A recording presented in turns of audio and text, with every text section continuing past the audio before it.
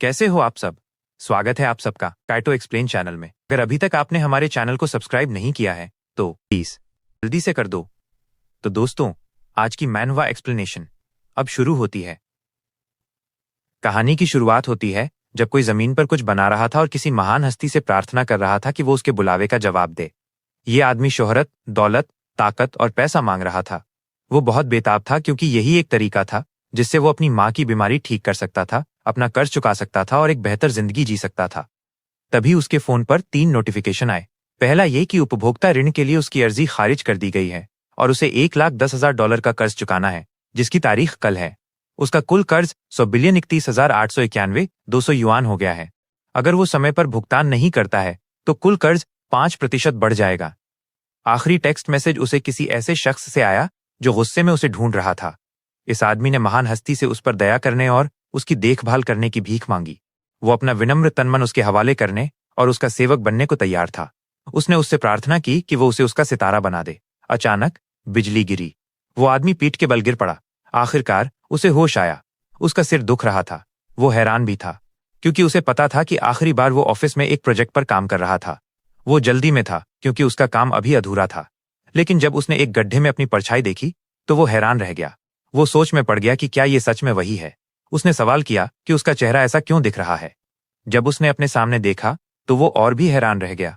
ये एक बहुत बड़ा, लगभग पारदर्शी जादुई पेड़ था। उसे कोई अंदाजा नहीं था कि वो कहाँ है। अचानक किसी ने उसे बधाई दी।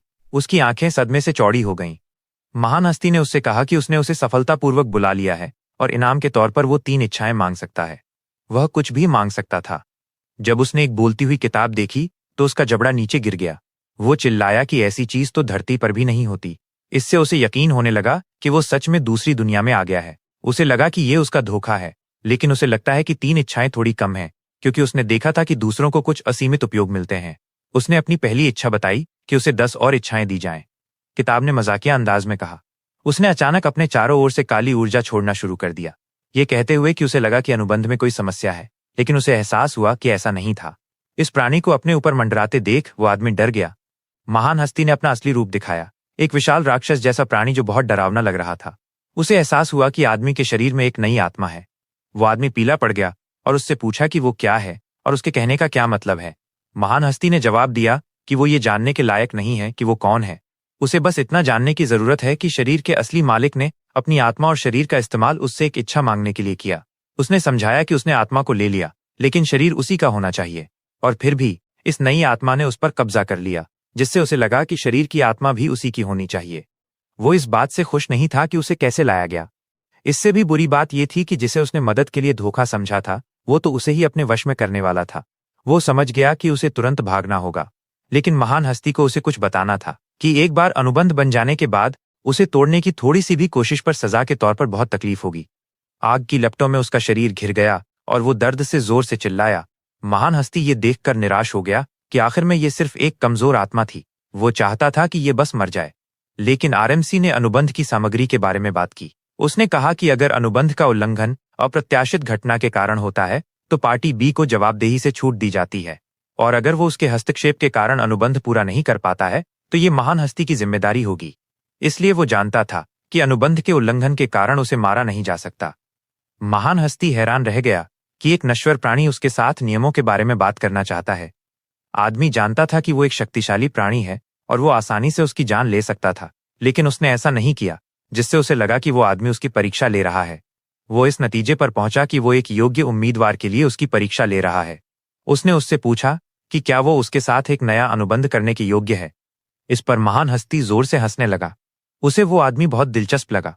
वो पहला शख्स था जिसने उसके साथ बातचीत करने की हिम्मत की थी। चूंकि लड़के ने उसकी दिलचस्पी जगा दी थी, इसलिए उसने उसे अनुबंध का प्रस्ताव दिया। उसने फैसला किया था कि अगर वो एक इच्छा पूरी कर सकता है तो वो उसे एक नया जीवन देगा, और महान हस्ती की इच्छा थी 999 और इच्छाएं। फिर उसने आदमी पर यह कहते हुए दबाव डाला कि उसके पास सोचने के लिए ज्यादा समय नहीं है। आदमी ने बड़बड़ाया कि वो कितना बेशर्म है कि उसकी इच्छा की नकल कर रहा है। महान हस्ती ने उसे याद दिलाया कि उसके पास बेहोश होकर मरने से पहले 1 मिनट का समय है। फिर उसने उससे पूछा कि क्या उसने अपना मन बना लिया है। बेशक आदमी के पास कोई दूसरा विकल्प नहीं था।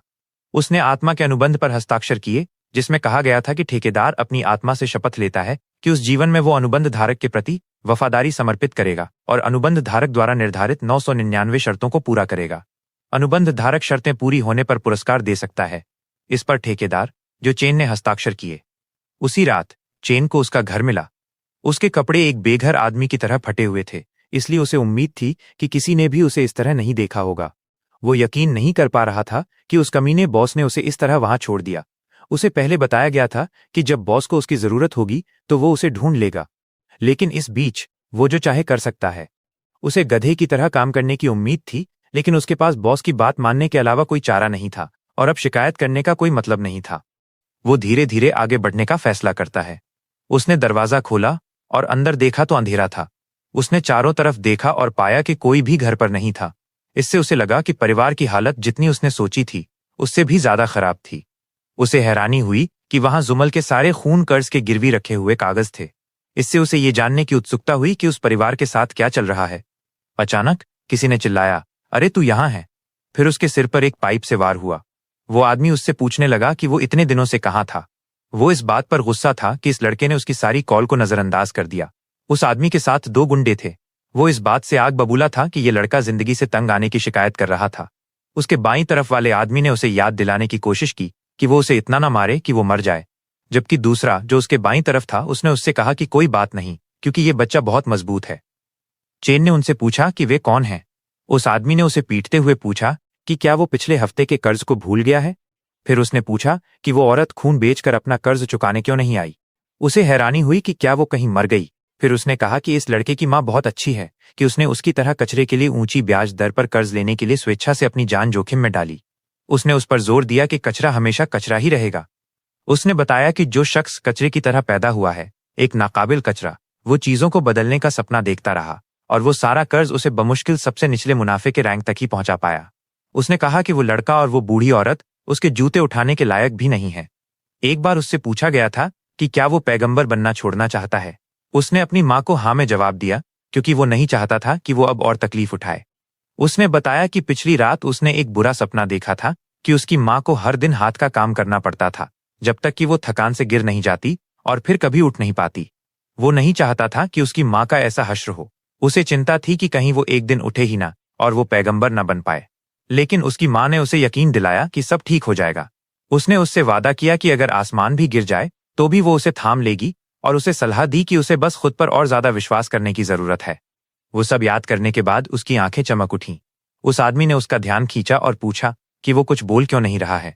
अचानक उस आदमी का चेहरा इस लड़के की मुट्ठी से टकराया। वो कमरे के दूसरी तरफ जा गिरा। दूसरे आदमी ने, जिसकी पीठ मुड़ी हुई थी, उससे कहा कि वो रुक जाए, क्योंकि अगर वो उसे मारता रहा तो वो बच्चा मर सकता है। लेकिन उनकी हैरानी के लिए वो आदमी उनके बगल से उड़कर चला गया। उस मार के बाद उस आदमी के ज्यादातर दांत टूट गए और वो बेहोश हो गया। उसके दोस्त हैरान थे, क्योंकि उस हालत में तो उस बच्चे को होना चाहिए था। उन्हें एहसास हुआ कि कुछ तो गड़बड़ है। फिर उन्होंने उस बच्चे की आभा देखी और उन्हें यकीन नहीं हुआ कि वो स्टार लेवल तक पहुंच गया है। चेन ने उनसे पूछा कि अगर वो नीचे से ऊपर उठना चाहता है तो इसमें क्या गलत है। उसने उनसे चुप रहने को कहा, क्योंकि वे उसे परेशान कर रहे थे, खासकर उनकी बेतुकी बकवास से। वे आदमी उसके घमंडी व्यवहार से नाराज हो गए, जबकि वो सिर्फ एक क्लास स्टेज 2 था। दूसरे आदमी ने उसे उस लड़के को सबक सिखाने के लिए उकसाया। उन्होंने उस लड़के के एक अंग को अपाहिज करने के बारे में सोचा। चेन को हैरानी हुई कि जिस पैगंबर और क्लास स्टेज 2 की वे बात कर रहे थे, क्या वो उसके अंदर की शक्ति थी। और उनके व्यवहार को देखते हुए उसे उम्मीद थी कि उनका स्तर उससे ऊंचा था। वो आदमी उस पर झपटा, लेकिन वो उनकी सारी हरकतों को साफ साफ देख सकता था। उस आदमी ने उसे मारने की कोशिश की, लेकिन उसके बजाय फर्श पर एक गड्ढा बन गया। उसे हैरानी हुई कि वो कहाँ था। उसे हैरानी हुई कि चेन उसके पीछे आ गया और उसे लात मारकर गिरा दिया। दूसरे आदमी को यकीन नहीं हुआ कि वो ऐसा कर सकता है जब वो सिर्फ एक क्लास स्टेज 2 है। उसे हैरानी हुई कि वो इतना तेज और मजबूत कैसे हो सकता है। उसने चेन की अंधेरी जगह पर जाकर उसकी पसलियां तोड़ने की कोशिश की, लेकिन चेन ने पीछे की तरफ लात मारी और उसकी छाती पर वार किया। वो हैरान था कि चेन ने उसकी तरफ बिना देखे ही उसकी जगह का पता लगा लिया। उसे हैरानी हुई कि चेन इतना मजबूत कैसे हो गया। जब चेन उसके पास आया तो उसने उसे बख्शने की भीख मांगी। उसने वजह बताई कि वे तो बस लिन यू के आदेशों का पालन कर रहे थे। उन्हें कर्ज वसूलने के लिए कहा गया था।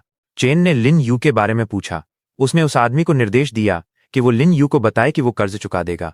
फिर उसने उसे दूसरों को लेकर वहां से जाने के लिए कहा। वो आदमी उन्हें बाहर ले गया। चेन ने उन्हें देखा। वो जानता था कि बॉस बस देख रहा था। बॉस इस बात से प्रभावित था कि वो अपनी तेज अंतर्ज्ञान से उसकी मौजूदगी को महसूस कर सकता था। चेन ने जवाब दिया कि उसे अपने अंदर एक अजीब शक्ति महसूस हुई, इसलिए उसने सोचा कि वो चुपके से उसकी मदद कर रहा है। बॉस ने जवाब दिया कि वो सही था। अगर उसने उसे थोड़ी सी शक्ति नहीं दी होती तो वो शायद सिर्फ एक मांस का टुकड़ा होता, इसलिए उसे शुक्रगुजार होना चाहिए। चेन इस बात से खुश था कि बॉस ही उसका गोल्डन फिंगर था। उसने कहा कि अगर वो हमेशा अपनी शक्ति उधार दे सकता है तो उसे किसी का डर नहीं होगा। बॉस ने उससे कहा कि वो सपना देख रहा है। उसने कहा कि उसकी शक्ति ऐसी नहीं है जिसका इस्तेमाल उसके जैसा एक नश्वर प्राणी कर सके। उसने उससे कहा कि वो सिर्फ भाग्यशाली था कि उसने सीमा पार नहीं की, वरना वे उसे छूने से पहले ही वो मर जाता। चेन ये जानकर हैरान रह गया कि उसके लिए काम करने में कोई फायदा नहीं है। उसने सुझाव दिया कि अगर वो मजबूत हो जाता है तो उसकी इच्छाओं को पूरा करना आसान होगा। वो मजबूत हो जाता है तो उसकी इच्छाओं को पूरा करना आसान होगा।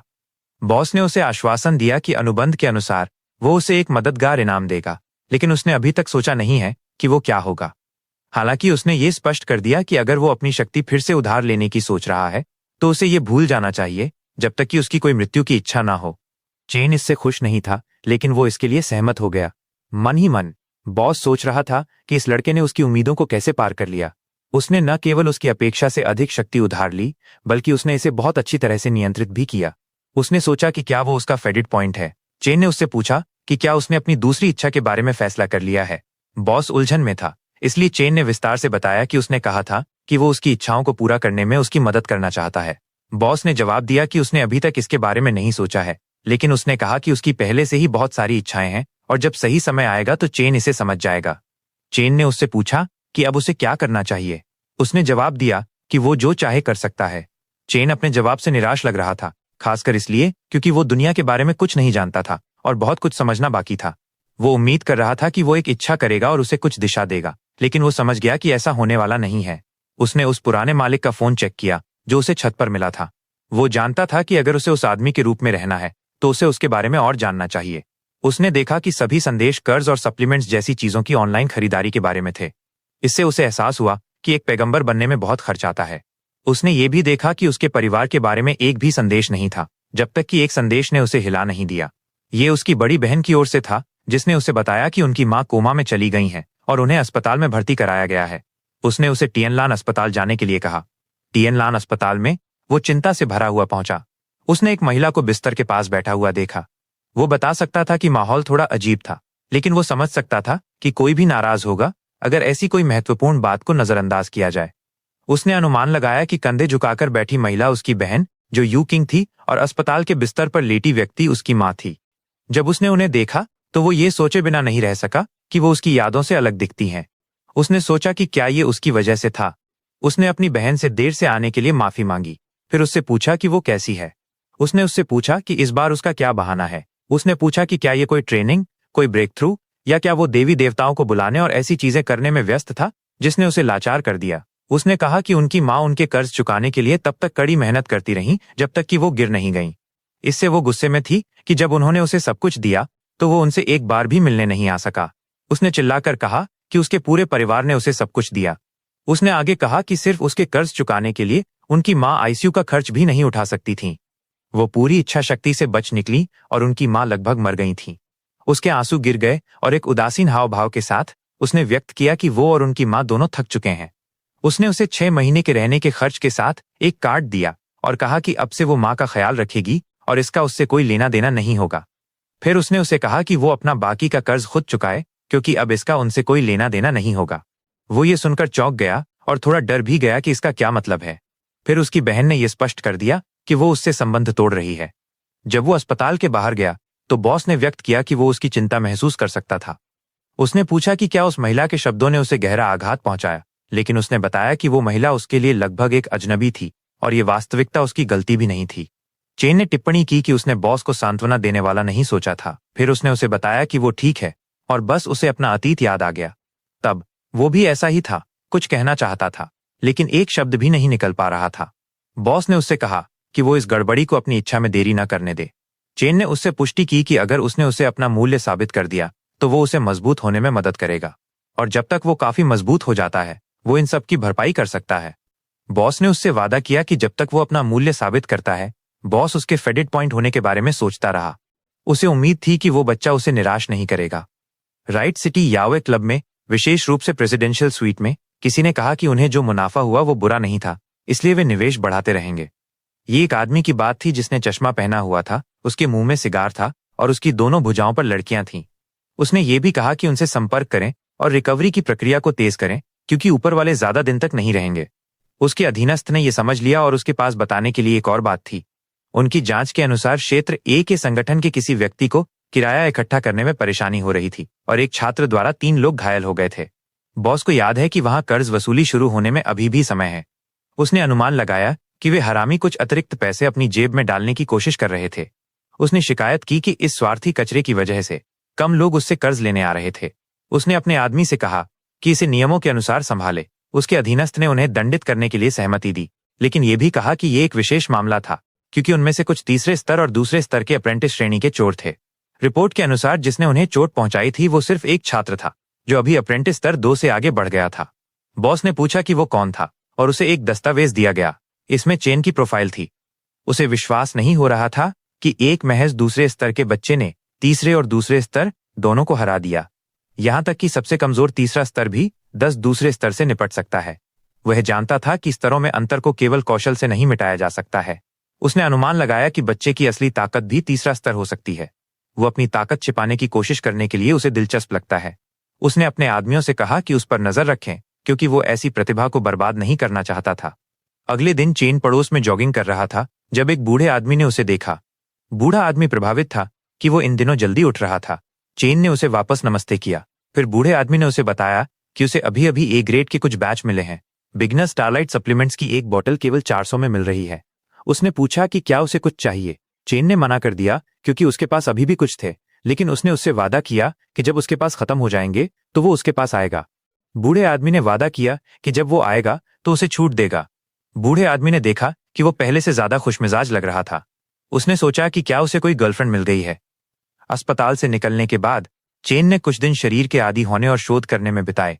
कुछ मूल मालिक की यादें उसकी अपनी यादों में मिल गईं और उसे उस दुनिया की मूल बातों की एक सामान्य समझ हो गई। वहां के लोग शक्ति हासिल करने के लिए नियमित रूप से विशेष सप्लीमेंट्स लेते थे और इन लोगों को सामूहिक रूप से ऑरेकल्स कहा जाता है। स्पीकर बनने की दवा बेहद महंगी थी और यही कारण था कि वो इतने बड़े कर्ज में डूब गया था। उसे नहीं पता था कि ऊपरी सीमा क्या थी, लेकिन वो एक बात पर निश्चित था कि सबसे निचले दर्जे के ऑरेकल्स भी सामान्य लोगों की तुलना में कहीं ज्यादा मजबूत थे। अपनी कसरत के बाद उसने बड़बड़ाया कि अगर सिर्फ दवा लेने से ही एक व्यक्ति मजबूत हो सकता है तो इसमें कोई आश्चर्य नहीं था कि लोग ऑरेकल्स बनने के लिए बड़ी रकम खर्च करते थे। अपने पुराने जीवन में उसे ऐसे परिणाम पाने के लिए हमेशा के लिए प्रशिक्षण करना पड़ता था। अचानक उसका फोन बजा। उसने सोचा कि इतनी सुबह कौन फोन कर सकता है। एक जोर से आवाज उसके ऑरेकल्स के माध्यम से गूंजी। यह क्लास प्रतिनिधि था और उसे याद दिलाया गया कि उसकी छुट्टी खत्म हो गई थी। शिक्षक ने प्रतिनिधि से कहा था कि वो उसे वापस कक्षा में आने के लिए कहे। प्रतिनिधि ने उसे पिछली रात भी फोन किया था, इसलिए उसे उम्मीद थी कि वो भूला नहीं होगा। चेन ने जवाब दिया कि वो भूला नहीं था, लेकिन मन ही मन वो इसके बारे में लगभग भूल ही गया था। राइटलॉन हाई स्कूल में शिक्षक ने ऑरेकल्स के इतिहास पर चर्चा समाप्त कर दी थी, इसलिए अब वे अर्थव्यवस्था पर उनके प्रभाव के बारे में बात करेंगे। चेन ने नोट्स लिए। एक स्पीकर की स्थिति ताकत से निर्धारित होती थी और शीर्षक द्वारा रैंक की जाती थी। ग्रेड ई में 1 से 6 तक के रैंक थे, ग्रेड डी में 1 से 8 तक, ग्रेड बी में 1-12 तक, ग्रेड ए में 1-14 तक और अंत में ग्रेड एस। उन्हें अगले स्तर तक पहुंचने के लिए वर्तमान शीर्षक के उच्चतम स्तर तक पहुंचना होगा। कहा जाता था कि जो लोग ग्रेड एस तक पहुंचते थे वे भगवान जैसे थे। उनकी शक्ति से मेल खाने के लिए दुनिया को 5 स्तरों में विभाजित किया गया था। 5वीं परत में साधारण लोग और ग्रेड ई के ऑरेकल्स थे, जिसे बाहरी परत कहा जाता था, जो सबसे नीचे थी। 4थी परत और उसके ऊपर केंद्रीय शहर के स्तर को बनाते थे, जो शक्ति और स्थिति का प्रतीक थे। केवल ग्रेड डी और उससे ऊपर वालों को ही अंदर जाने की अनुमति थी। चेन फिलहाल सबसे निचले ई ग्रेड पर था। अगर उसे बेहतर संसाधन चाहिए थे तो उसे केंद्रीय शहर के स्तर में प्रवेश करना था। उसने तेजी से स्तर बढ़ाने को अपनी सर्वोच्च प्राथमिकता बना ली। किसी ने उस पर एक कंकड़ फेंका। उसने पीछे देखा और गुंडे उसका मजाक उड़ाते हुए मजे ले रहे थे।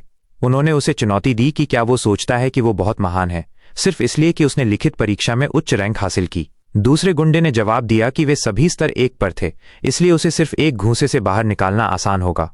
चेन केवल यही सोच सकता था कि वो जहां भी जाता है वहां ऐसे लोग होते हैं।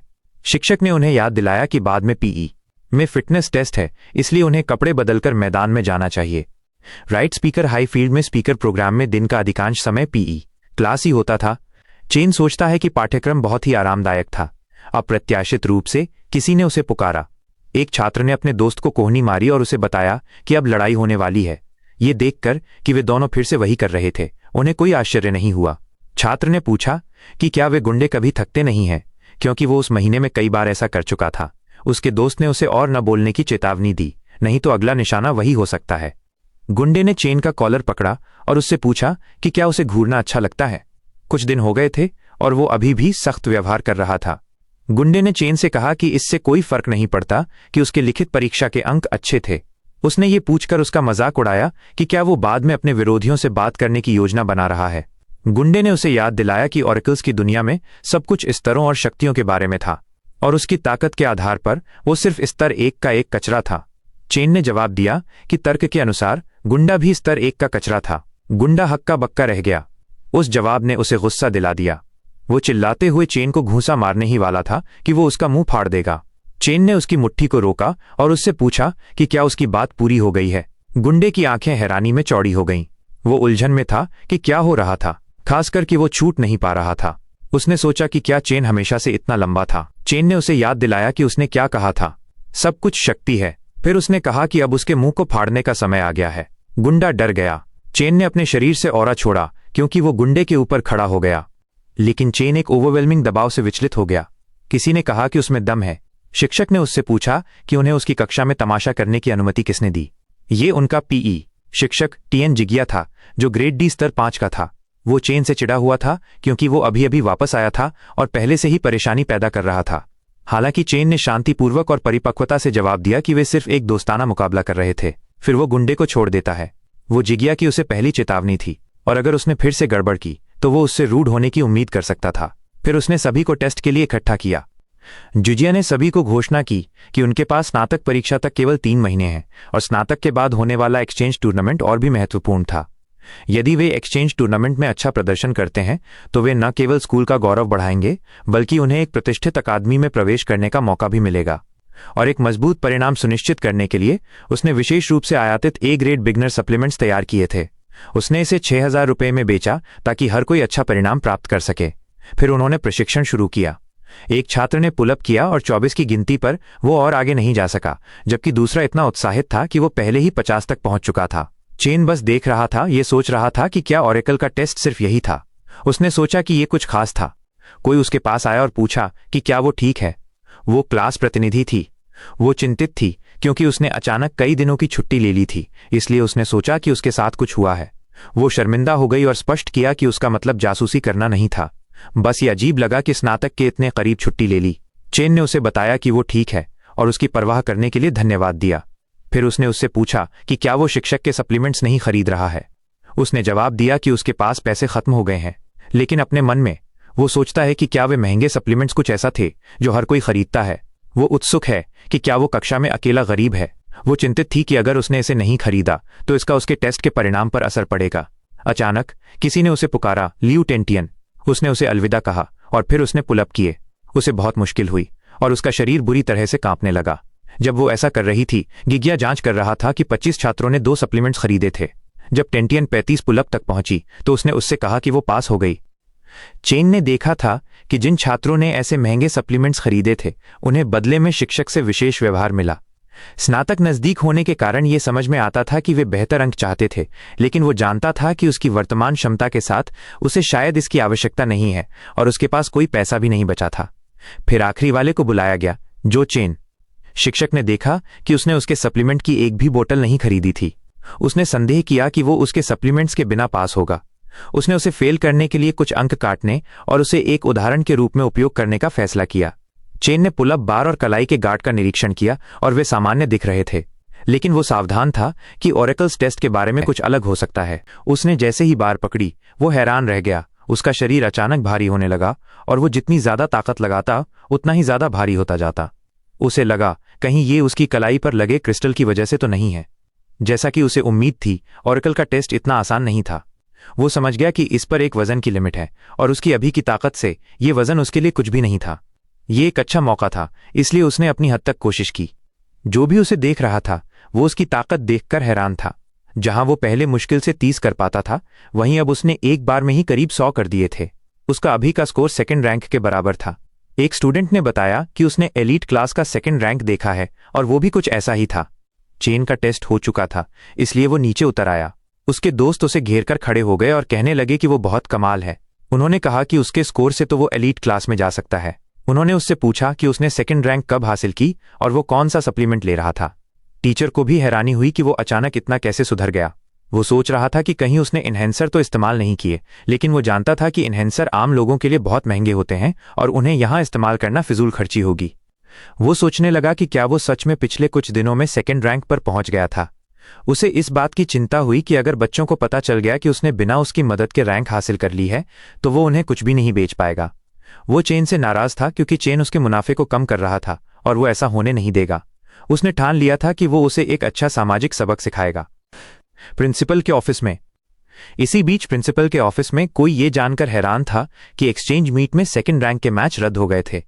प्रिंसिपल फोन पर थे और उन्होंने बताया कि उनके जैसे स्कूल के लिए, जिसे कोई सपोर्ट और साधन नहीं मिलते, एक थर्ड रैंक बनाना भी बहुत मुश्किल है।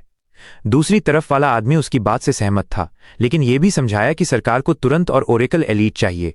इसीलिए उन्होंने फंडिंग टॉप रैंक वाले स्कूलों की तरफ मोड़ दी है। ये ऊपर से लिया गया फैसला था और वो कुछ नहीं कर सकते थे। प्रिंसिपल ने पूछा कि क्या कोई और रास्ता है, लेकिन दूसरी तरफ वाले ने फोन काट दिया। उन्होंने गुस्से में फोन वापस रख दिया। ये उनके लिए बहुत बड़ी मुसीबत थी, क्योंकि एलीट क्लास की दवाओं और उपकरणों के लिए बहुत ज्यादा फंडिंग चाहिए और उनके स्कूल के पास सेकंड रैंक लेवल को बनाए रखने के लिए मुश्किल से ही साधन है। इसके अलावा एक्सचेंज में सिर्फ 3 महीने बचे थे, तो वो सोचने लगे कि उन्हें थर्ड रैंक का स्टूडेंट कहां से मिलेगा। उन्होंने सोचा कि सारे साधन एक थर्ड रैंक पर लगाकर दांव खेला जाए, लेकिन इसका मतलब था कि कई औसत प्रदर्शन करने वाले छात्रों को निकालना पड़ेगा। उन्होंने शेल्फ पर रखे क्रिस्टल को देखा और अपने सीनियर से जोर से पूछा कि उन्हें क्या करना चाहिए। उन्हें चिंता थी कि उनके कार्यकाल में ही सही ओरेकल एकेडमी गिर जाएगी। अचानक किसी ने उनके दरवाजे पर दस्तक दी। ये जिया था। उन्होंने उसे अंदर बुलाया।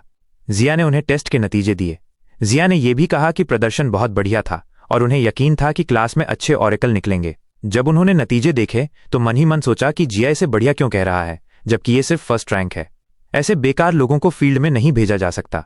फिर जिया ने बताया कि एक ऐसा बच्चा है जिसे वो ओरेकल बनने के लायक नहीं समझता। उन्होंने पूछा, कौन? जिया ने जवाब दिया, चेन। तो चेन को प्रिंसिपल के ऑफिस बुलाया गया। महान सत्ता ने उससे पूछा कि प्रिंसिपल ने उसे क्यों बुलाया है। उसने जवाब दिया कि उसे कोई अंदाजा नहीं है। आरएमसी ने सुन रखा था कि प्रिंसिपल का स्वभाव बहुत सख्त है, तो वो जानता था कि उसे सिर्फ बातचीत के लिए नहीं बुलाया गया होगा। उसने बस उम्मीद की कि बात ज्यादा खराब ना हो।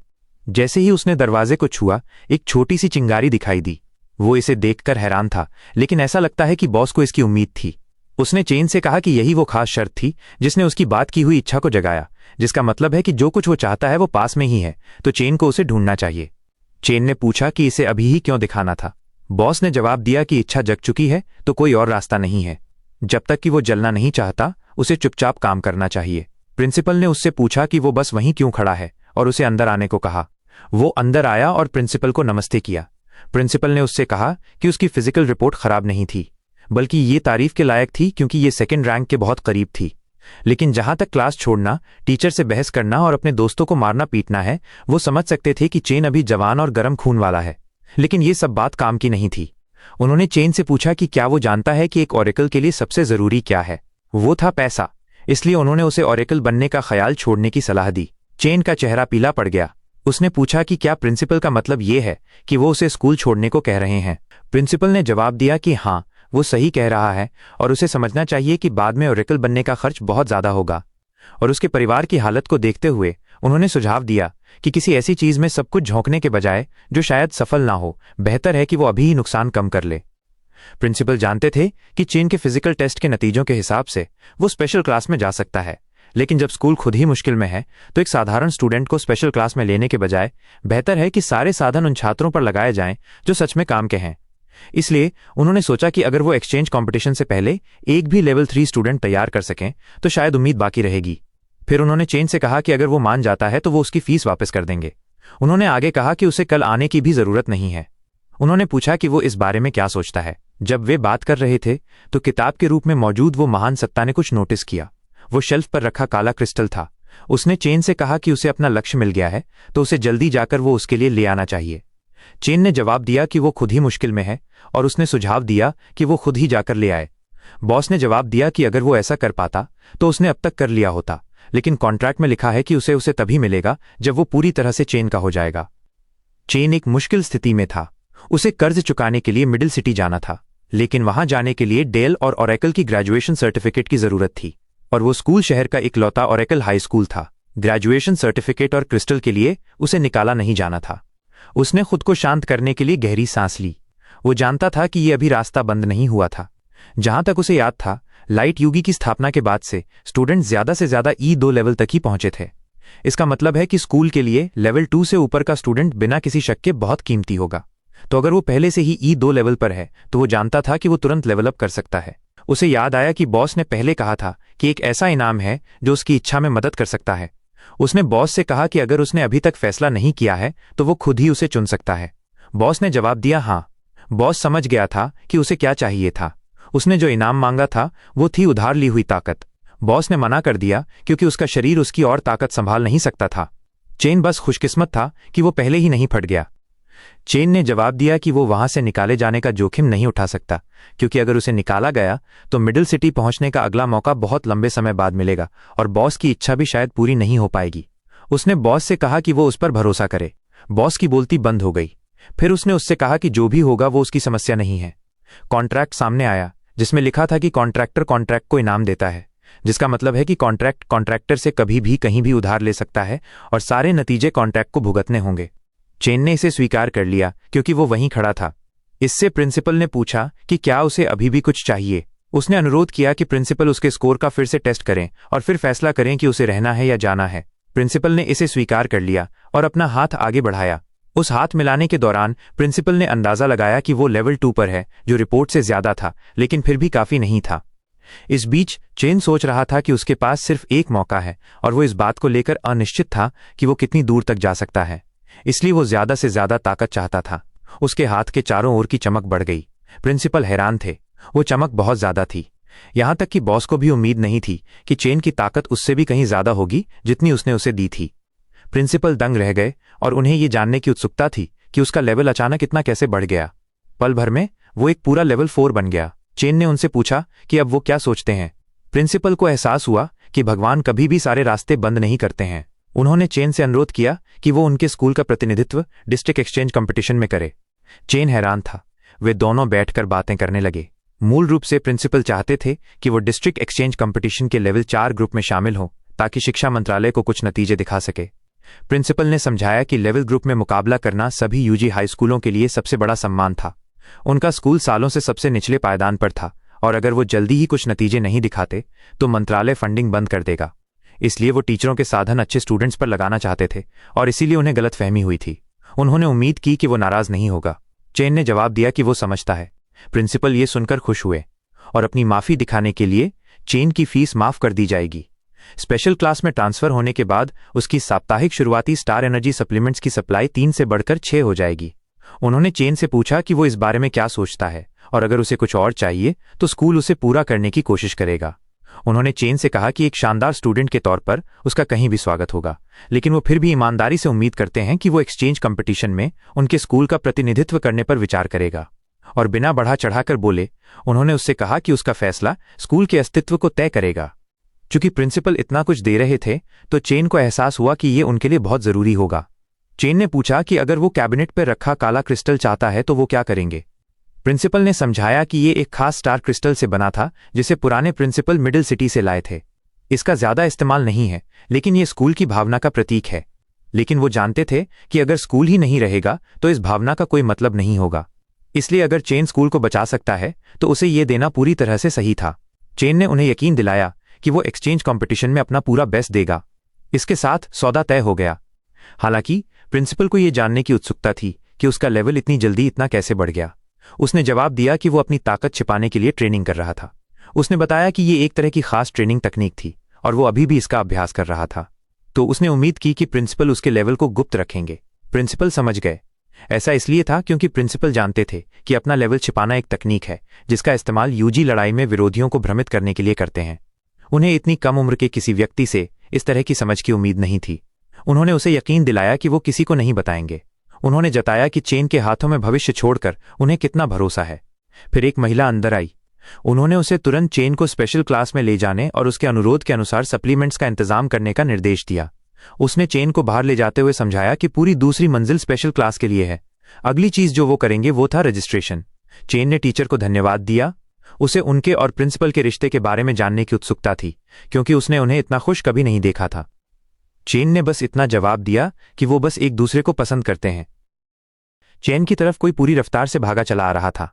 उस आदमी ने आकर चेन के हाथ पकड़े और कहा कि उसने प्रिंसिपल से बहुत मिन्नतें की, लेकिन वो अपना फैसला बदलने को तैयार नहीं हुए।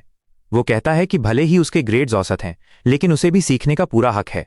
उसने उम्मीद जताई कि कॉलेज छोड़ने के बाद भी चेन मेहनत करता रहेगा और हार नहीं मानेगा। टीचर ने उससे पूछा कि वो ये सब क्या कह रहा है। टीचर ने बात साफ करते हुए कहा कि वो कल से स्पेशल क्लास में जा रहा है और वो उसे एडमिशन दिलाने ही जा रही थी। फिर उन्होंने जिया को बताया कि प्रिंसिपल ने उसे बुलाया है और वो बहुत गुस्से में है। जिया समझ गया कि अब वो बुरी तरह फंस गया है। रात हो गई। चेन अपने कमरे में था। वो बिस्तर पर लेटा यही सोच रहा था कि उसे 3 महीनों में लेवल 2 से 4 तक जाना है और उसे समझ नहीं आ रहा था कि वो ये कैसे करेगा। यहां तक कि अमीर और काबिल बच्चों को भी एक लेवल ऊपर जाने में बहुत पैसा और समय लगता है। उसके जैसे गरीब इंसान के लिए 3 महीनों में 2 लेवल ऊपर जाना नामुमकिन था। उसने बॉस से पूछा कि क्या कोई ऐसा तरीका है जिससे वो अकेले ही एक ही बार में कई लेवल ऊपर जा सकता है। बॉस ने उससे पूछा कि ऐसा कैसे हो सकता है और अगर उसे फिर से मदद चाहिए तो उसे पहले उसकी इच्छा पूरी करनी होगी। बॉस ने कहा कि उसने खुद ऐसी इनाम चुनी थी, इसलिए वो खुद को ही दोषी ठहराए। चेन ने जवाब दिया कि उसके पास कोई और चारा नहीं था, क्योंकि उस समय उसे यही एक तरीका समझ आया था। बॉस ने जोर देकर कहा कि उसने उसे पहले ही चेतावनी दी थी कि वो उसकी शक्तियों का ज्यादा समय तक इस्तेमाल नहीं कर पाएगा, वरना उसकी सारी शक्ति खत्म हो जाएगी। चेन जानता था कि वो इतना बेवकूफ नहीं है कि उधार की शक्ति के दम पर टूर्नामेंट जीतना चाहे, लेकिन उसने शानदार नतीजे हासिल किए थे। उसे निकाला नहीं गया और वो मुफ्त में सप्लीमेंट ले सकता था। ये उसके शुरुआती दिनों से बहुत बेहतर था। फिर लेवल ऊपर करने का काम धीरे धीरे हो सकता है, लेकिन अभी उसका ध्यान 5 दिनों में चुकाए जाने वाले कर्ज पर है। उसे ये पता लगाना था कि स्कूल में कुछ पैसे कैसे कमाए जाएं। चेन घिन से भर गया। उसे ये भी नहीं पता था कि क्या हो रहा है। ये एक परित्यक्त अबैंडन्ड फैक्ट्री जैसा लग रहा था। तभी कोई उसके पास आया। उस आदमी ने उसे हाथ हिलाकर अपने पास बुलाया। उसने कहा कि जब हाजिरी लग रही थी तब उसने देखा कि चेन वहां नहीं था, तो उसे लगा कि वो कहीं खो गया होगा। वो पूरी क्लास का इंचार्ज था और सब कुछ संभालना मुश्किल था, इसलिए उसने अपनी गलती के लिए माफी मांगी। उसने अपना परिचय देते हुए कहा कि वो श्री जियांग हैं, एलीट क्लास के होमरूम टीचर। चेन ने सोचा था कि एलीट क्लास का टीचर बहुत सख्त होगा, लेकिन वो हैरान था कि वो बहुत ही सरल स्वभाव के थे। उसे ये जानने में दिलचस्पी थी कि क्या एलीट क्लास में कोई और टीचर नहीं था। उन्होंने जवाब दिया, हाँ, उनके पास 3 अकादमिक शिक्षक हैं, लेकिन वही अकेले हैं जो ट्रेनिंग संभालते हैं। उन्होंने कहा कि छात्रों की संख्या कम हो रही है और एलीट क्लास में शामिल होने के लिए पर्याप्त छात्र और भी कम हैं, इसलिए उन्होंने नए प्रशिक्षकों को नौकरी पर नहीं रखा है। उन्होंने आगे कहा कि वे आमतौर पर क्लास और ट्रेनिंग के लिए सबसे अंदर वाले हिस्से का इस्तेमाल करते हैं और बाहर का हिस्सा सालों से बेकार पड़ा हुआ है और ऐसे ही टूटा फूटा है। चेन को समझ आ गया कि स्कूल की हालत खराब थी, तो इसमें कोई आश्चर्य नहीं था कि प्रिंसिपल इतने चिंतित थे। श्री जियांग ने उसे आश्वासन दिया कि एक दुबला ऊंट भी घोड़े से बड़ा होता है। उन्हें विश्वास था कि ये जगह बंद नहीं होगी। वे ट्रेनिंग रूम में दाखिल हुए। श्री जियांग ने उसे बताया कि फिलहाल उनकी फ्री ट्रेनिंग चल रही है। वो उसे क्लास से मिलवाने ले गए। अब चेन को समझ आया कि उन्हें एलीट क्लास क्यों कहा जाता है और वो ट्रेनिंग यार्ड से कहीं बेहतर थे। ये असल में एक हाई एंड जिम था और छात्र प्रेरित लग रहे थे, लेकिन चेन को महसूस हो रहा था कि माहौल थोड़ा तनावपूर्ण है। श्री जियांग ने अपने नए सहपाठी का परिचय देने के लिए सबको इकट्ठा किया। उन्होंने चेन का परिचय उनसे कराया और हालांकि वो थोड़ा लेट था, लेकिन कोई बात नहीं, क्योंकि एलीट क्लास में हमेशा शक्ति को सबसे ज्यादा महत्व दिया जाता है। इसलिए उन्हें भरोसा था कि अंदर आने के लिए चेन में जरूर कोई काबिलियत होगी। उन्होंने उम्मीद जताई कि वे सब आपस में मिलजुल कर रहेंगे और आने वाली एक्सचेंज प्रतियोगिता में अच्छा प्रदर्शन करेंगे। पीछे से एक छात्र ने कहा कि उसे इस बात पर शक है कि ये काबिलियत की वजह से है। वो इशारा कर रहा था कि चेन पिछली दरवाजे से आया है। उसने कहा कि वो पूरी एलीट क्लास को नीचा दिखा सकता है। श्री जियांग ने मां वेनहाओ नाम के इस लड़के से अपने शब्दों पर ध्यान देने के लिए कहा। उन्होंने जोर देकर कहा कि चेन सही प्रक्रियाओं के जरिए आया है, इसलिए वो अफवाह फैलाना बंद करे। वेनहाओ ने जवाब दिया कि ये अफवाह है या नहीं, उन्हें जल्द ही पता चल जाएगा। उसने औपचारिक रूप से चेन को चुनौती दी। वहां मौजूद लोग हैरान थे, क्योंकि ऐसा हुए बहुत समय हो गया था। दोस्ताना मुकाबले के विपरीत एक औपचारिक चुनौती पूरी गरिमा के साथ लड़ी जाती है। उनका कहना था कि हारने वाले को बिना किसी शिकायत के जीतने वाले की सेवा करनी होगी, और जब उनमें से सबसे ताकतवर वे विश्वास नहीं कर पा रहे थे कि वो एक नए लड़के को परेशान कर रहा है। पास में एक सुनहरे बालों वाले लड़के ने गुलाबी बालों वाली लड़की से पूछा कि ये सब क्या हंगामा है।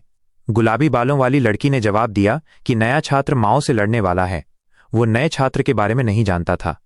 श्री जियांग ने जवाब दिया कि जब तक दूसरा पक्ष स्वीकार नहीं करता तब तक औपचारिक चुनौती नहीं मानी जाती। लेकिन उन्हें ये जानकर हैरानी हुई कि चांग ने चुनौती स्वीकार कर ली। उसने कहा कि अगर ये एक दोस्ताना चुनौती है और जानलेवा नहीं है तो वो चुनौती स्वीकार करेगा। मन ही मन में उसने सोचा कि ये एक अच्छा मौका है ये परखने का कि वो दूसरों के मुकाबले कहाँ खड़ा है, और एक्सचेंज प्रतियोगिता के लिए एक बेहतरीन तैयारी भी है। प्रिंसिपल को इसके बारे में पता चल गया था। उन्हें फोन पर बताया गया कि चेन किसी से लड़ने जा रहा है। ये रिपोर्ट श्री जियांग ने दी थी।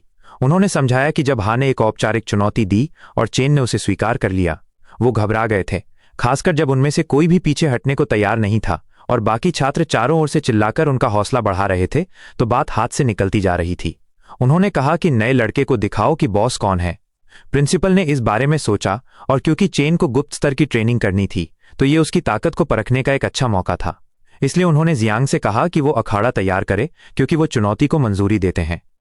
श्री जियांग ने मैच की शुरुआत करवाई, और क्योंकि चेन का इस तरह के मैच में ये पहला मौका था, इसलिए उन्होंने नियमों को संक्षेप में बताया।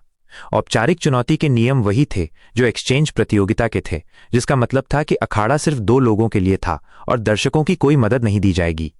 जो कोई भी दखल देगा उसे निकाल दिया जाएगा, और दोनों एक ही लेवल के होने चाहिए और क्रॉस लेवल चुनौतियां नहीं होंगी। वेनहाओ ने बताया कि चेन ई रैंक 2 का था।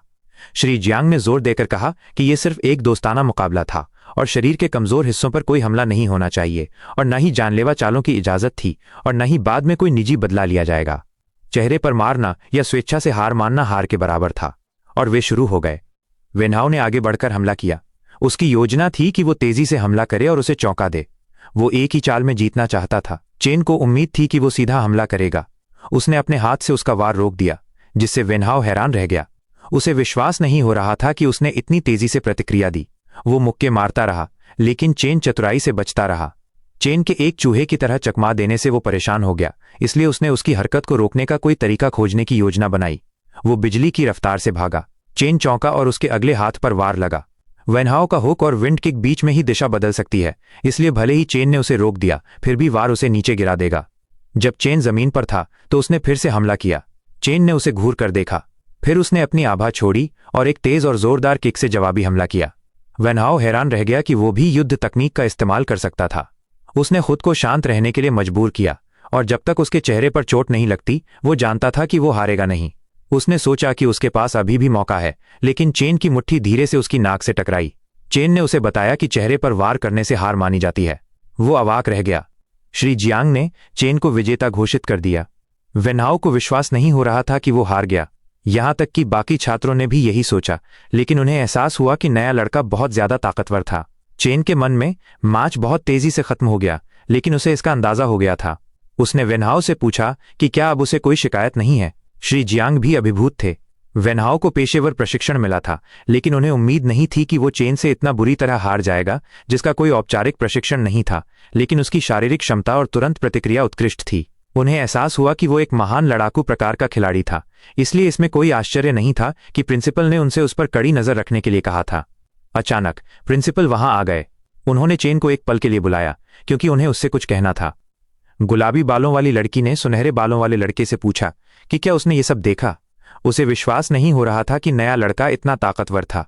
सुनहरे बालों वाले लड़के ने कहा कि इतना ताकतवर इंसान उनका एक चेला जरूर बनना चाहिए।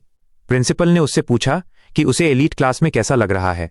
उसने जवाब दिया कि ये काफी अच्छा है और उसके सहपाठी थोड़े ज्यादा ही उत्साहित हैं। प्रिंसिपल ने थोड़ी हंसी निकाली और जवाब दिया कि ताकतवर भविष्यवक्ताओं पर हमेशा ज्यादा ध्यान दिया जाता है, इसलिए उसे इसकी आदत हो जाएगी।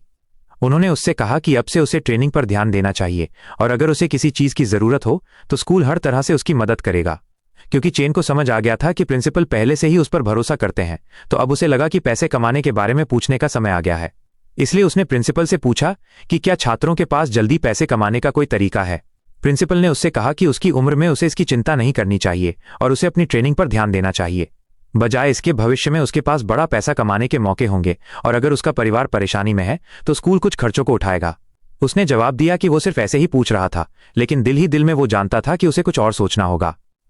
ट्रेनिंग रूम में वापस आकर वो हल्की ट्रेनिंग कर रहा था, जबकि ये सोच रहा था कि छात्र ऋण लेने पर वहां कड़ी सजा मिलती है, इसलिए उसे पकड़े जाने से बचना होगा। वो सोचता रहा कि वो पैसे कैसे कमा सकता है। तभी कोई उसके पास आया। वो सुनहरे बालों वाला लड़का था। उसने चेन के कंधे पर हाथ रखा और उससे कहा कि मैच शानदार था और उसे सीधे प्रिंसिपल से भी बात करने को मिली। इसने उसे सोचने पर मजबूर कर दिया कि वो सच में कौन था। चेन ने उससे भी यही सवाल पूछा। किसी ने सुनहरे बालों वाले लड़के को शेंजुरई कहकर बुलाया और कहा कि वो बदतमीजी कर रहा है। वो गुलाबी बालों वाली लड़की थी। उसने उसके व्यवहार के लिए माफी मांगी और साफ किया कि उसका मतलब कुछ बुरा नहीं था। उसने अपना परिचय सूशा के रूप में दिया। फिर उसने जुरई का परिचय कराया। उसने उसे बताया कि तकनीकी रूप से वे उसके सीनियर हैं, इसलिए अगर उसे कोई सवाल है तो वो उनसे पूछ सकता है। जुरई ने कहा कि अब वे तीनों एक टीम है और नेता के तौर पर वो उसका अच्छे से ख्याल रखेगा। अंदर ही अंदर चेन सोच रहा था कि वे अजीब हैं। जारुई ने उससे पूछा कि उसने वो चाल कहाँ से सीखी जो उसने पहले इस्तेमाल की थी। चेन को कोई अंदाजा नहीं था कि वो किस बारे में बात कर रहा है। सुनहरे बालों वाला लड़का हैरान था कि वो नहीं जानता था कि युद्ध तकनीक क्या होती है। इससे भी ज्यादा हैरान करने वाली बात यह थी कि उसने जो चाल इस्तेमाल की थी वो सिर्फ सजगता पर आधारित थी। उसने टिप्पणी की कि यह बहुत क्रूर था और जब हा को पता चलेगा तो वो पागल हो जाएगा। उसने इस तकनीक को सीखने के बाद हर जगह इसका दिखावा किया था, लेकिन पता चला कि वो तो सिर्फ एक दिखावा था। शौक्सिया ने समझाने की पेशकश की। उसने उसे बताया कि युद्ध तकनीकें ताकतवर विशेष चालें थीं और भविष्यवक्ता उन्हें स्क्रॉल या मेमोरी स्टोन के जरिए सीख सकते हैं। उनके प्रभाव और शक्ति महारत के आधार पर अलग अलग होती है। कई तरह की युद्ध तकनीकें थीं। मजबूत भविष्यवक्ता अपनी लड़ने की शैली के हिसाब से अपनी तकनीकें बनाते थे।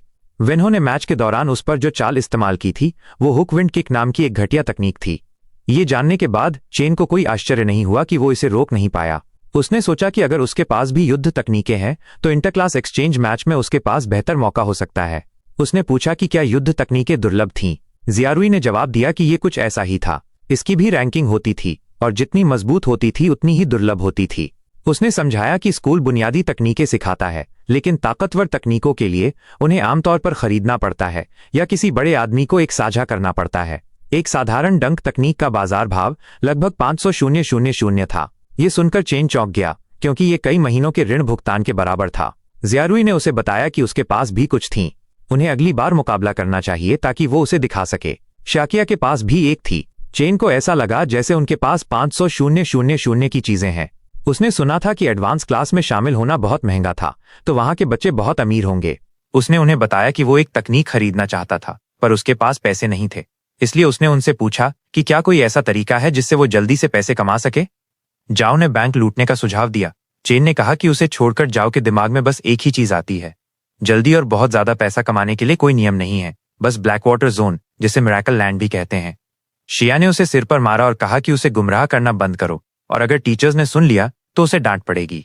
पर चेन को इसमें रुचि आ गई। जेरुई ने अपनी बात वापस ले ली क्योंकि उसने सुना था कि वहां हर तरह की चीजें होती हैं और स्कूल अपने छात्रों को वहां जाने से सख्ती से मना करता है। अगर वो पकड़ा गया तो उसे तुरंत स्कूल से निकाल दिया जाएगा। उसने पूछा कि उसे तकनीक के लिए कितने पैसे कम पड़ रहे हैं। चेन ने जवाब दिया, लगभग 300,000। वे लोग ये जानकर हैरान हो गए कि ये इतनी बड़ी रकम है। उन्होंने अपने बैंक अकाउंट चेक किए और उनके पास इतने पैसे नहीं थे। चेन ने इसके बारे में सोचा और समझा कि ये मुश्किल समय है, इसलिए कड़े कदम उठाने होंगे। तो उसने स्कूल के बाद ब्लैक वाटर रोड पर जाने का फैसला किया। उसने अपना फोन चेक किया। नेविगेशन बता रहा था कि वो वहीं था, पर वो एक खाली और अजीब सी गली थी। हालांकि वो उसके घर से ज्यादा दूर नहीं थी।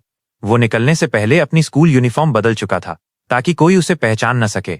उसने बॉस से पूछा कि वो इस जगह के बारे में क्या सोचता है। कोई जवाब नहीं आया, तो उसने मान लिया कि बॉस वहां नहीं था।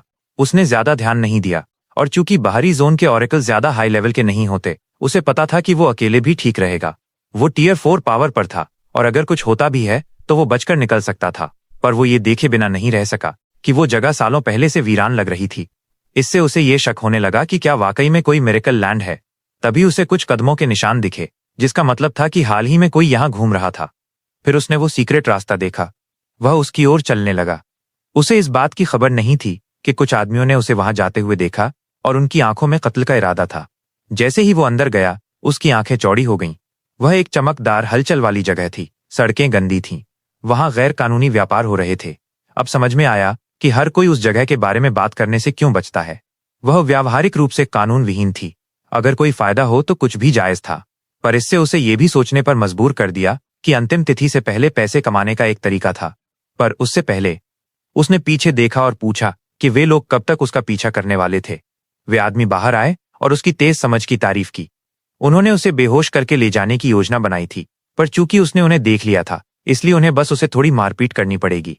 चेन ने पूछा, क्यों? उन्होंने सोचा कि वो नाटक कर रहा था, पर उस आदमी ने कहा कि उसने बहुत से अमीर बच्चों को छद्मवेश में रोमांच के लिए वहां जाते देखा है, और अगर वे उसे फिरौती के लिए अगवा करते हैं तो वे अमीर बन जाएंगे। ये बहुत ही बचकानी बात थी और ये चेन के चेहरे पर साफ दिख रहा था। उस आदमी ने उसके कंधे पर एक हाथ रखा और उसके गाल पर थप्पड़ मारा। वो खुश था कि चेन डर के मारे जड़ हो गया था। उसने उससे सहयोग करने, फिरौती देने के लिए कहा और वो उसे जिंदा रहने देने पर विचार करेगा। चेन ने उस आदमी से कहा कि वो बदतमीज है। फिर सिर के पीछे एक जोरदार वार से वो आदमी मुंह के बल जमीन पर गिर गया। हर कोई हैरान था कि वो बेहोश हो गया था। बाकी दो आदमियों ने उसे सबक सिखाने के लिए अपनी चाकू निकाली। उन्होंने उस पर हमला किया। दो टोकरे उड़ते हुए आए और उनके सिर के पीछे से टकराए। चेन उलझन में था, तभी उसके सामने कोई दिखाई दिया। उसका हाथ पकड़ लिया गया। हुडी वाली महिला ने उससे उसके साथ आने को कहा, फिर वो उसे खींच कर ले गई। वे एक निश्चित जगह पर पहुंचे जहां उसे लगा कि वे सुरक्षित होंगे।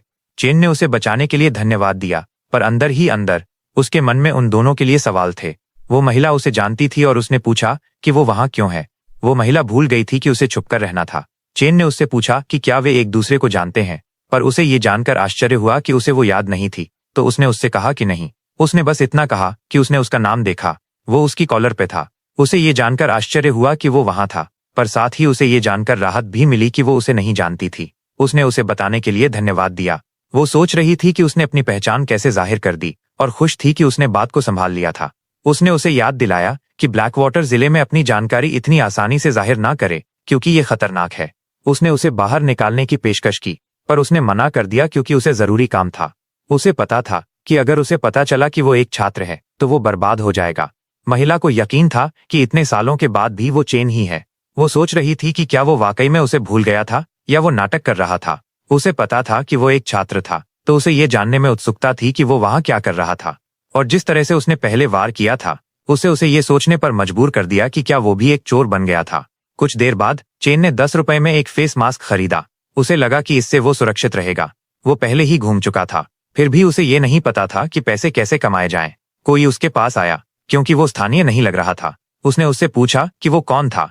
उस आदमी ने खुद को एक टूर गाइड के रूप में पेश किया और डींग मारी कि वो उस जगह के बारे में सब कुछ जानता था, इसलिए वो उससे कुछ भी पूछ सकता था। तो चेन ने पूछा कि क्या पास में कोई ऐसी जगह है जहां वो जल्दी से पैसे कमा सके। उस आदमी ने उसे उस जगह तक पहुंचाया। वो भी बहुत खुश था क्योंकि उसे एक कमीशन मिल गया था। वे एक अंधेरी सी इमारत में दाखिल हुए और अंदर एक अखाड़ा था। एक लड़ाके ने अपने प्रतिद्वंद्वी को घूंसा मारा और भीड़ जोरदार तालियां बजाने लगी। चेन को एहसास हुआ कि ये एक अंडरग्राउंड फाइट का अखाड़ा था। उस आदमी ने उसे बताया कि अगर वो जल्दी से पैसा कमाना चाहता है तो ये सही जगह थी। उसने उसे ये भी बताया कि उस रात एक खास मैच होने वाला था और विजेता को एक बोनस और जुए के पैसों में से हिस्सा मिलेगा। बहुत से हेराल्ड लेवल के लड़ाके आए हुए थे और मैच बहुत कड़े थे और दांव ऊंचे लगे थे, इसलिए शामिल होने का ये सही समय था। चेन ने रिंग में एक आदमी को देखा और वो भयानक लग रहा था, पर वो केवल लेवल 1 पर था। जीतने का इनाम बहुत बड़ा था, तो उसने इसके बारे में सोचा। आदमी ने उससे पूछा कि क्या वो खेलना चाहता है। अगर हाँ, तो वो उसे चिप्स दिलवा सकता था। चेन ने जवाब दिया कि वो पूरा इनाम चाहता था। इस पर वो आदमी हक्का बक्का रह गया। वो महिला उसके पीछे पीछे अखाड़े में आई। भीड़ को यकीन नहीं हो रहा था कि वो लड़का इतना मजबूत था। उसने अखाड़ा देखा और हैरान थी कि वो वहां क्यों था। उसका प्रतिद्वंद्वी उससे बोला कि 2 मैच जीतने पर इतना घमंड मत करो। इस प्रतिद्वंद्वी ने डींग मारी कि वो टूर्नामेंट का मुख्य खिलाड़ी था और उसका नाम यारिफ था। वो बकबक करता रहा, तो चेन ने बस उसे एक घूंसा मारा और वो आदमी बस एक घूंसे में ढेर हो गया। भीड़ ने कहा कि ये बोरिंग हो रहा था क्योंकि इन आदमियों को हारने में सिर्फ एक ही घूंसा लगता था। हालांकि चेन का लक्ष्य तो यही था। अगला वाला अकड़ कर आया, पर इससे पहले कि वो अपनी बात पूरी कर पाता वो भी बाहर हो गया। अगला वाला सरेंडर करना चाहता था, पर चेन ने बस उसे हवा में उड़ा दिया। स्क्रीन के पीछे सफेद सूट पहने आदमी का चेहरा पीला पड़ गया।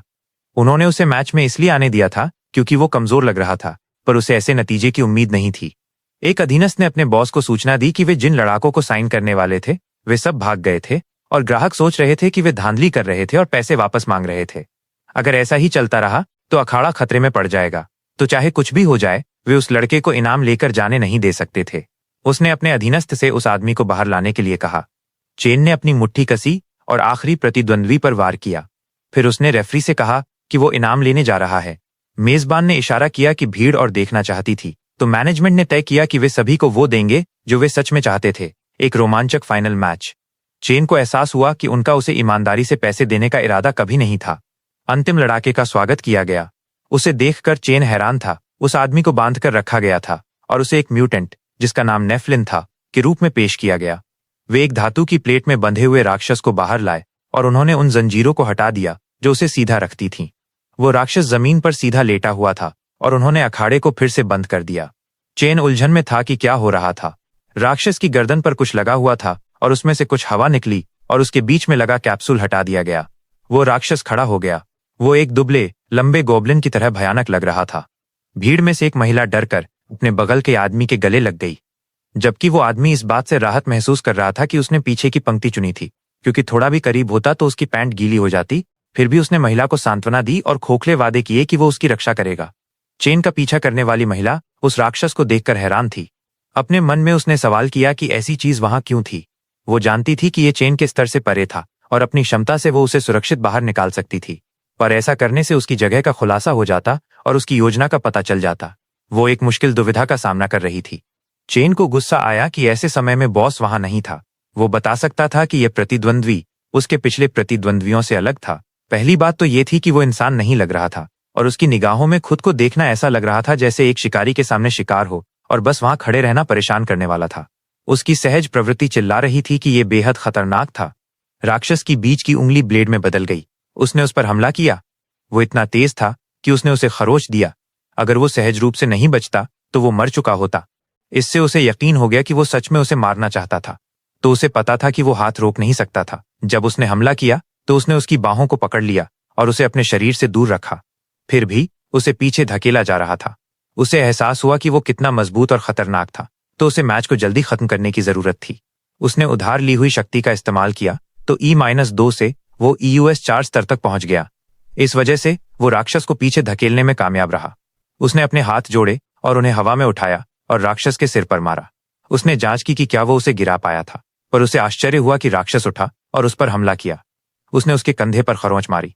उसे यकीन नहीं हो रहा था कि उसके सबसे मजबूत हमले का उस पर कोई असर ही नहीं हुआ था। उसकी त्वचा मोटी थी और उसके पंजे तेज थे, तो आमने सामने की लड़ाई में वो नुकसान में था। उसे एक हथियार की जरूरत थी। राक्षस ने फिर से उस पर हमला किया। उसने नुकीली उंगली को तोड़ दिया ताकि उसे अपने हथियार के रूप में इस्तेमाल कर सके। उसने उसे कसकर पकड़ा और उसका उपयोग करके राक्षस को मारा। आगे क्या हुआ ये देखने के लिए चैनल को सब्सक्राइब करके नोटिफिकेशन ऑन कर लीजिए। अगला वीडियो जल्दी लाने की कोशिश करूंगा दोस्तों। उसके गले के साइड में एक खरोंच थी।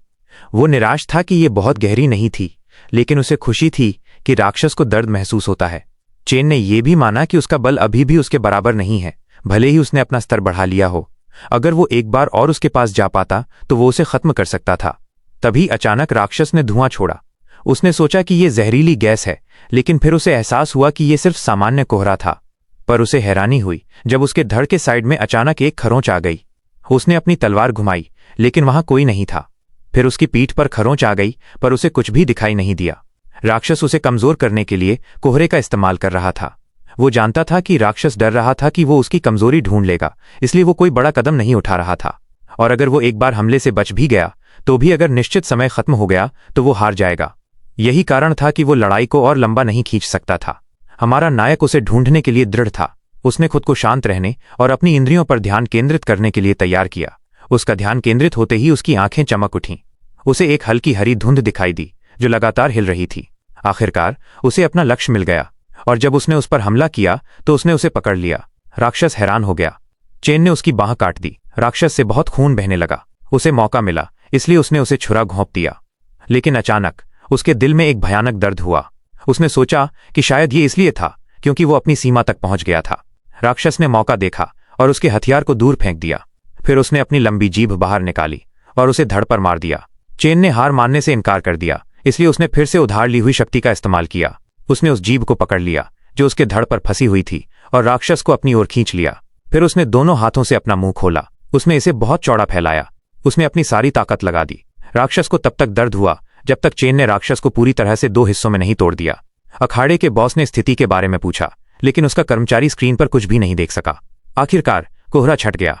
बॉस ने पूछा कि क्या वो लड़का मर गया, लेकिन जब बॉस ने अखाड़े को देखा तो उसका चेहरा पीला पड़ गया। जो महिला चेन पर नजर रख रही थी उसने सोचा कि ये कैसे मुमकिन है। भीड़ लड़के के लिए जयकार कर रही थी। चेन टूटे हुए राक्षस को पकड़े हुए वहां खड़ा था। फिर उसने लाश को जमीन पर फेंक दिया और अखाड़े में खड़े गार्डों को घूर कर देखा।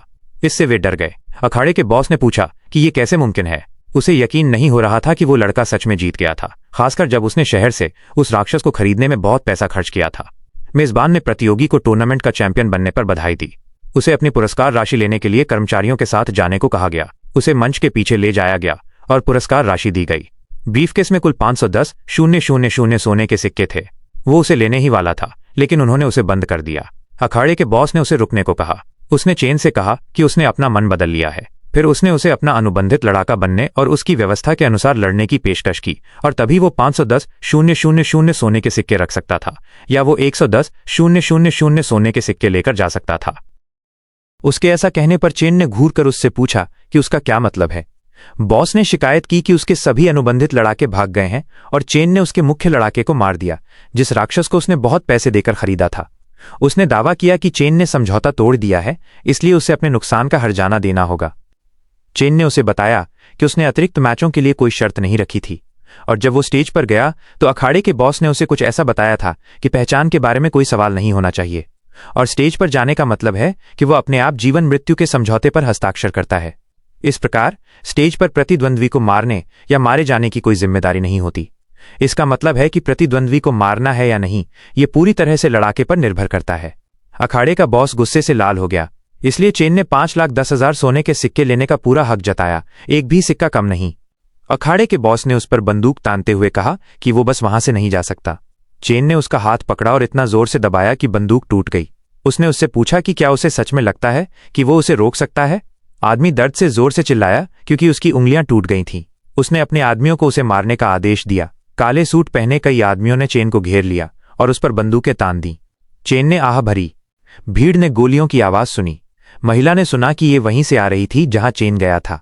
इसके बाद एक आदमी को खिड़की से बाहर फेंक दिया गया। भीड़ चौंक गई।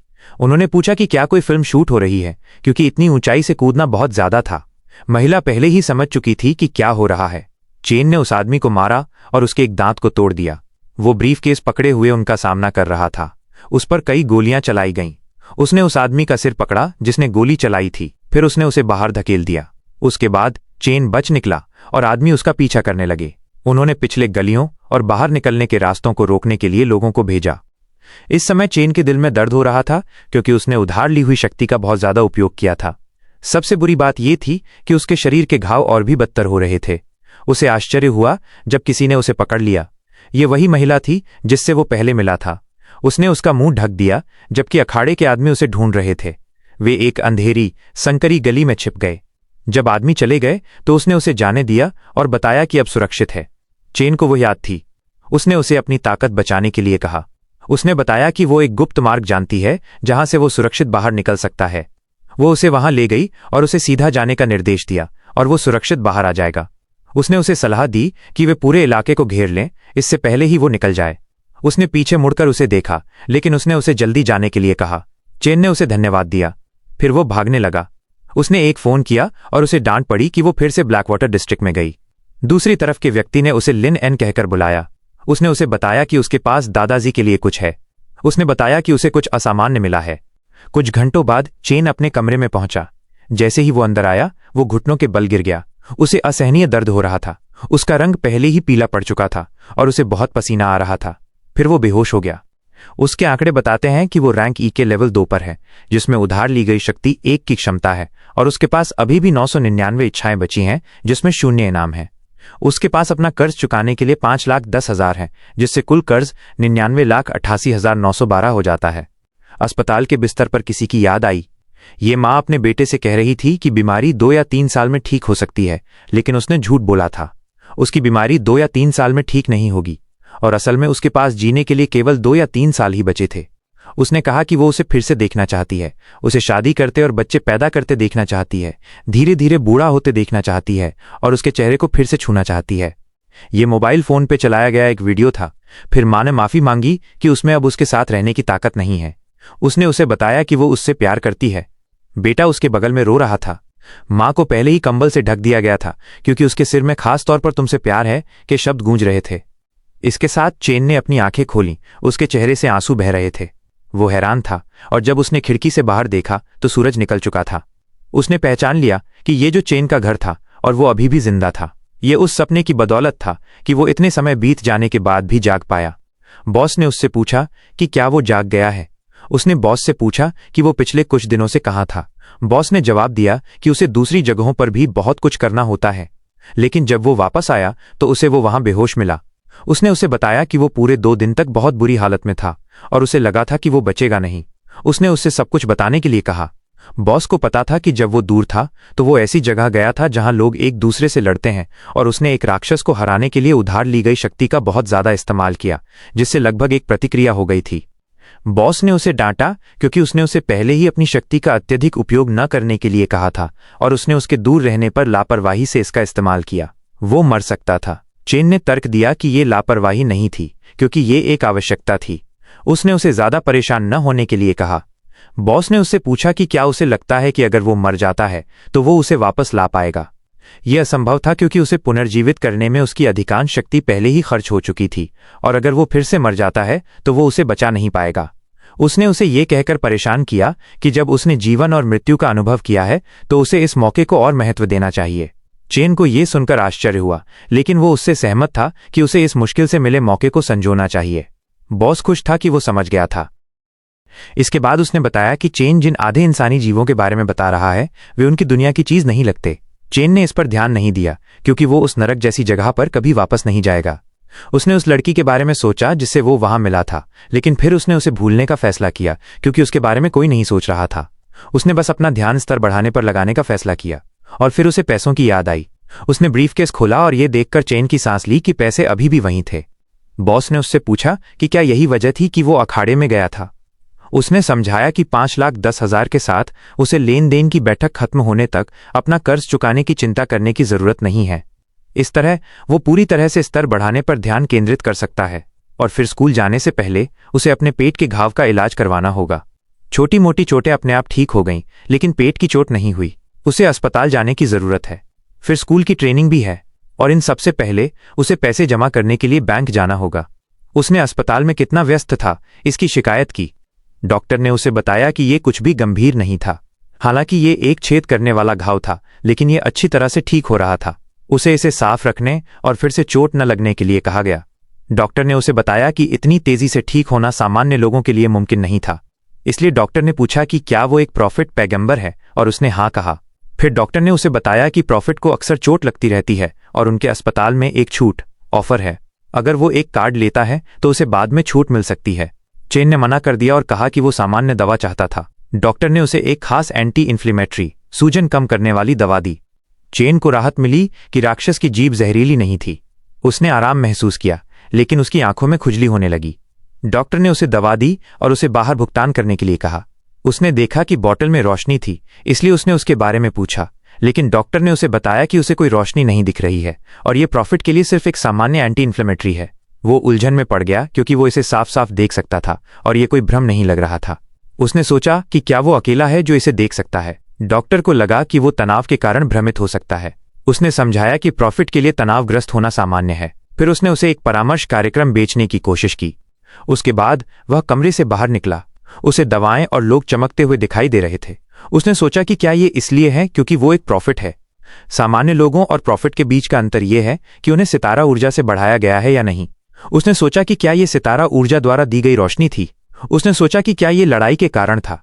अगर ऐसा था तो ये एक बहुत बड़ी बात होगी, क्योंकि एक प्रॉफिट के स्तर को बढ़ाने की कुंजी ये है कि वे कितनी सितारा ऊर्जा को अवशोषित कर सकते हैं, और अगर वो वास्तव में सितारा ऊर्जा को महसूस कर सकता है तो इसे अवशोषित करना बहुत आसान होगा। किसी ने उसका ध्यान खींचा। वो आदमी बगल से गुजरता है। इस व्यक्ति की सितारा ऊर्जा असाधारण थी।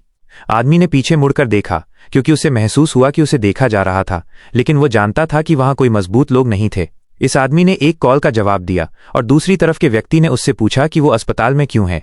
उसे उनके मिशन की याद दिलाई गई जो एलियन स्टार को ढूंढना है।